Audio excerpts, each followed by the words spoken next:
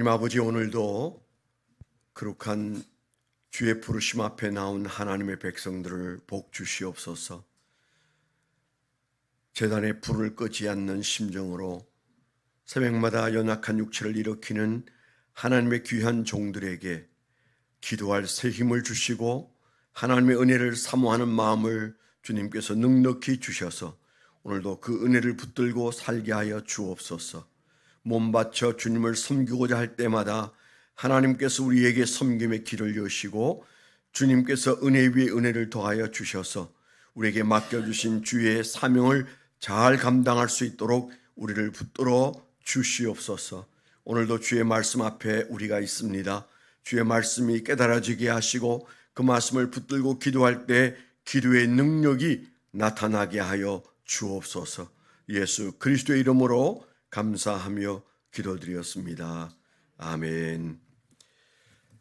오늘 하나님께서 우리에게 주신 말씀은 에베소서 1장 15절로 23절의 말씀입니다. 에베소서 1장 15절 310페이지에 있습니다. 에베소서 1장 15절부터 마지막 절까지 합독해서 한번 읽도록 하겠습니다. 시작. 이로 말미암아 주 예수 안에서 너희 믿음과 모든 성도를 향한 사랑을 나도 듣고 내가 기도할 때에 기억하며 너희로 말미암아 감사하기를 그치지 아니하고 우리 주 예수 그리스도의 하나님 영광의 아버지께서 지혜와 계시의 영을 너희에게 주사 하나님을 알게 하시고 너희 마음의 눈을 밝히사 그의 부르심의 소망이 무엇이며 성도 안에서 그의 기업의 영광의 풍성함이 무엇이며 그의 힘의 위력으로 역사하심을 따라 믿는 우리에게 베푸신 능력의 지극히 크심이 어떠한 것을 너희로 알게 하시기를 구하노라. 그의 능력이 그리스도 안에서 역사하사 죽은 자들 가운데서 다시 살리시고 하늘에서 자기의 오른편에 앉히사 모든 통치와 권세와 능력과 주권과 이 세상뿐 아니라 오는 세상에 일컫는 모든 이름 위에 뛰어나게 하시고 또 만물을 그의 발 아래 복종하게 하시고 그를 만물 위에 교회의 머리로 삼으셨느니라. 교회는 그의 몸이니 만물 안에서 만물을 충만하게 하시는 이에 충만함이니라. 아멘. 네, 오늘 말씀을 묵상하고 적어본 적용 제목입니다.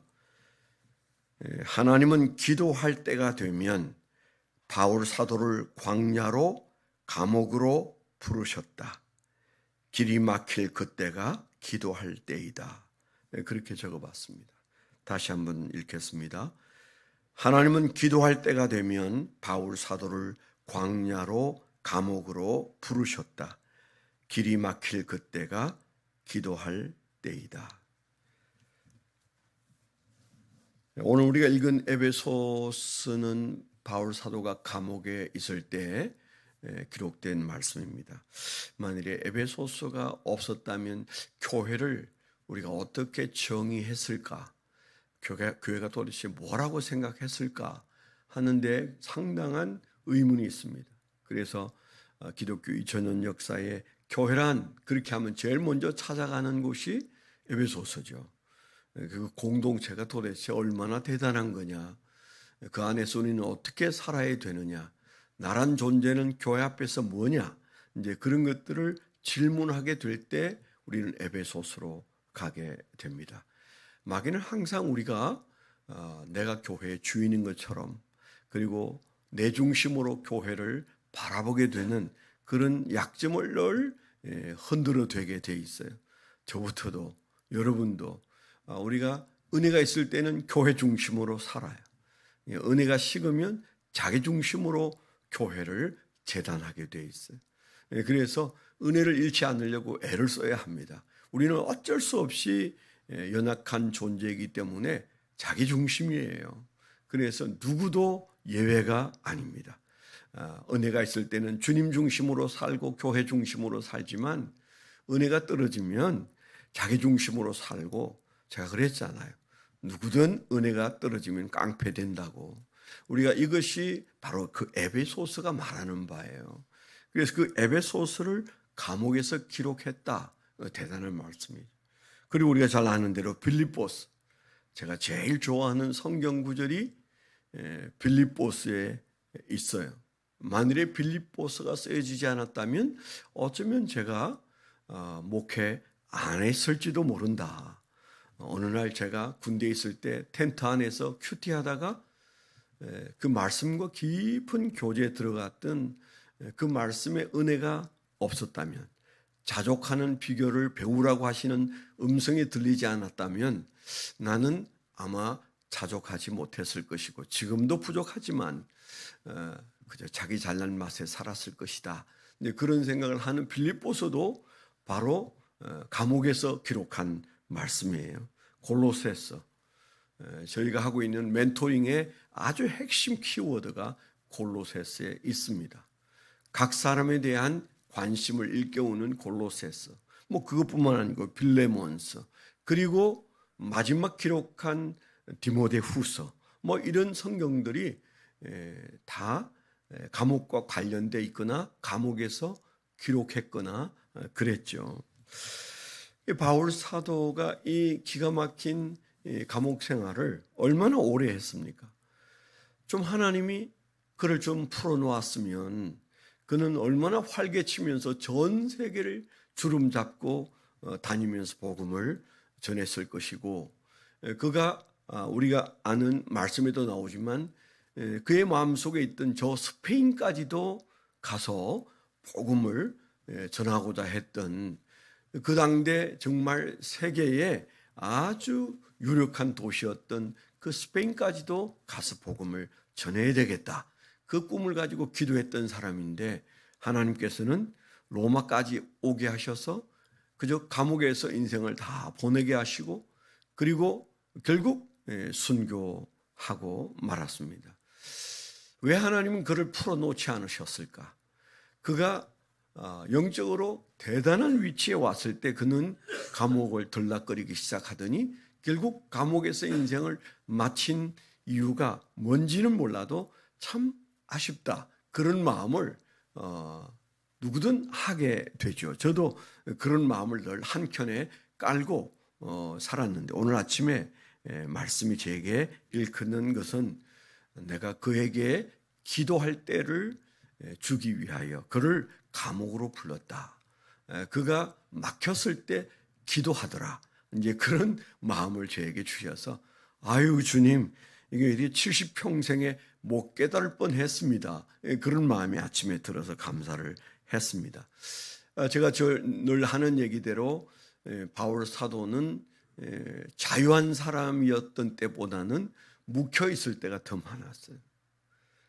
우리가 이 시대는 만일에 바울처럼 그렇게 묶여 있으면 아유 능력 없는 사람, 주님이 버린 사람, 저 사람은 이제는 사용 가치가 없는 사람, 그렇게 보았을 것처럼 그가 참 그 존재감이 떨어지는 때가 있었는데, 저는 그래서 그가 세 가지 고통 속에 살았던 감옥 생활을 생각하면 오늘 이 말씀의 근거에서는 그가 기도하기 위하여 그렇게 묵혔구나, 이제 그런 생각을 하게 되는 거죠.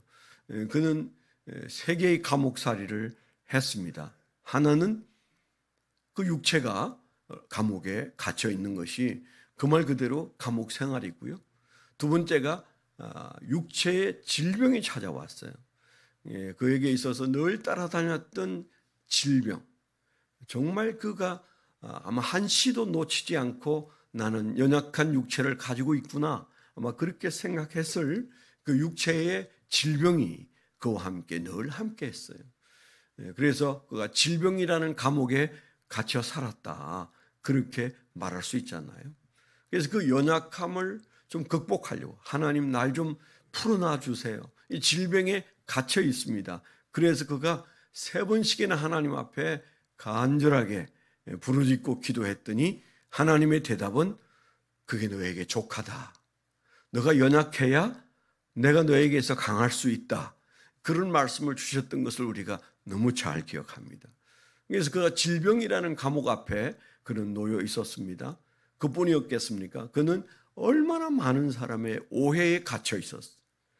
그를 꼼짝하지 못하도록 만들었던 것이 그를 둘러싼 오해들이었습니다. 그를 미워서 어쩌지 못하는 사람부터 시작해서 자기가 승하려고 바울 사도를 끌어내리는 일에 이르기까지 얼마나 많은 오해와 오해 속에 그가 변명도 할 수 없는 상황에 빠졌었습니까? 그것 또한 관계의 감옥이죠. 육체의 감옥, 질병의 감옥, 관계의 감옥. 그에게 그런 감옥이 일상생활이었습니다. 우리가 그렇게 산다면 살아내겠어요? 저 같은 경우에도 내게 그런 것들이 늘 있다면 정말 힘들 것 같다. 그런 생각이 듭니다. 그는 저 나이보다도 조금 더 젊은 나이에 순교를 했을 겁니다. 그랬는데 그 나이가 한 60대 중반쯤 됐을 때 에베소서를 썼다고 본다면 그의 인생에 있는 이 감옥들을 생각하면 왜 하나님은 그를 풀어놔 주지 않았을까? 이런 의문이 우리 마음속에 다 있고 정말 좀 그 끝에서는 인생의 끝에서는 좀 찬란했으면 어땠을까? 하나님이 좀 그렇게 하실 수 있지 않았을까? 이제 그런 생각들을 우리가 다 합니다. 저라면 제가 하나님이면 좀 그렇게 할 것 같습니다. 그런데 바울 사도의 인생을 놓고 보면 그를 인간이 가진 짧은 잣대로 본다면 그 참 그렇게 살다 죽도록 하는 게 하나님의 뜻이냐? 하나님은 그런 분이냐? 우리가 이렇게 생각할 위험이 충분히 있는 말씀이죠.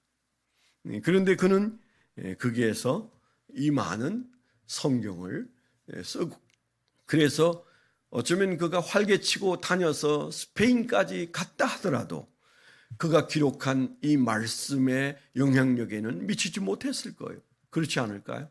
이 놀라운 성경을 감옥이 아니었으면 그가 기록했을까?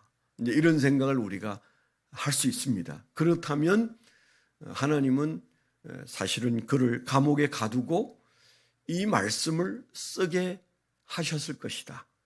그래서 그 당대에는 뭔가 참 이해하기 어려웠어도 지금 우리가 2000년이 지난 지금 우리가 볼 때는 아니요 기독교의 역사에 구비구비마다 그가 쓴 이 말씀의 영향력이 저렇게 지대했겠구나. 하나님이 그를 풀어놓아 주시기보다 그를 가두어 놓았을 때 더 큰 역사가 더 오랫동안 일어났다면 정말 우리는 이해할 수 없는 일들 앞에 하나님 앞에 엎드릴 수밖에 없다. 근데 그런 생각이 드는데 그가 거기에서 어떻게 에베소서를 쓰고 디모데후서를 쓰고 죽었을까요? 하나님께서 그에게 먼저는 기도하게 했을 겁니다. 그래서 그가 기도하는 중에 하나님께서 그를 불러 성경을 쓰게 하는 영감을 주시지 않았겠습니까? 그가 고독한 감옥에 있지 않았다면, 질병과 씨름하고 그리고 관계의 감옥에 있지 않았다면 그는 기도 안 했을 거예요. 저도 솔직히 지금까지도 힘들지 않을 때는 기도 건성건성하더라고요. 힘이 들어야 기도가 나와요. 여러분들 중에 어떤 분들은 그저 비가 오나 눈이 오나 기도하는 모습을 보면 참 대단하다. 내게 저런 열심을 주셨다면 내 인생과 내 목회도 좀 달라졌을 텐데 그런 생각이 많이 날 정도로 기도는 하나님이 하게 할 때 하더라고요. 그래서 바울 사도의 기도도 그가 감옥에 있으므로 그때가 기도할 때였기 때문에 하나님이 그를 가두시고 그가 무릎을 꿇었고 그리고 그가 기도하는 중에 성경을 기록하는 영감을 받았다는 사실 대단하잖아요. 오늘 아침에 주신 이 말씀이 또 이렇게도 깨달아지는구나. 내가 기도할 때인가 보다. 이제 그런 마음이 마음속에 들어서 저는 은혜가 됐습니다. 여러분의 인생도 우리가 교회적으로도 우리가 힘들고 어려울 때는 이때가 기도할 때이다. 제가 얼마 전에는 예배가 살면 인생이 풀린다. 그런 기도를 했는데 지금은 어쩌면 삶이 힘들 때는 기도할 때이다. 우리가 이렇게 적용하면 바울 사도의 인생의 역사하신 바울의 감옥이 우리 안에서 깨달아지지 않을까, 그런 적용이 생깁니다. 오늘도 이 말씀 붙들고 열심히 기도함으로 날이 밝으면서 인생이 풀리는 놀라운 은혜를 경험하게 되기를 축원합니다. 기도 제목 말씀드리겠습니다. 오늘이 6.25입니다. 70년이 지나도 이렇게 남과 북이 불목하고 세대가 바뀌어서 6.25가 뭔지도 모르는 사람들이 대통령을 하고, 그리고 북한에서는 주석이라고 그러나 하여튼 대표가 되어서 있으면서도 여전히 또 다른 이유를 끌어다가 남과 북이 오고 가고 못하는 이런 나라가 된 것, 우리가 기도해야 풀릴 것이라는 믿음을 가지고 오늘 6.25를 생각하고, 얼마나 많은 이들이 이 고통 속에 살아왔는데 하나님 이제는 남과 북이 열리게 해 주옵소서. 그리고 사실은 위태위태한 때를 살아가고 있습니다. 이제는 전쟁이 테마가 되는 시대를 살고 있습니다. 오늘 아침에도 전쟁이 일어날 수 있고 내일도 일어날 수 있는 그런 위기 속에 우리가 살고 있습니다. 이 시대의 테마는 전쟁이다. 우리가 그런 마음을 가지고 하나님이 전쟁을 막아주십시오. 우리가 그렇게 기도하고 남과 북의 통일을 위해서 기도해 주시길 바라고, 우리 교회 목회자를 위해서 여러분 기도해 주십시오. 이때는 기도할 때이다, 이렇게 생각하고 저와 김성진 목사님을 위해서도 기도해 주시기를 부탁드립니다. 하나님 아버지 감사합니다. 하나님의 은혜로 저희들이 오늘도 주의 말씀 앞에 부름받고 기도의 자리에 부름받았습니다. 불러주신 주님 앞에 우리가 기도함으로 주여 우리의 인생을 바로 세우고, 그리고 우리가 가는 길이 주의 은혜 속에 풀리고 해결될 수 있도록 하나님이여 우리에게 기도의 시간을 주셨으니 기도의 때에는 기도하는 종들이 되게 하여 주시옵소서. 이제는 우리 주 예수 그리스도의 은혜와 아버지 하나님의 극진하신 사랑과 성령님의 내주 동행하시며 감동하심이 하나님을 사랑하는 거룩한 백성들의 생애 위에 지금부터 영원토록 함께하여 주시옵기만을 간절히 축원하옵나이다. 아멘.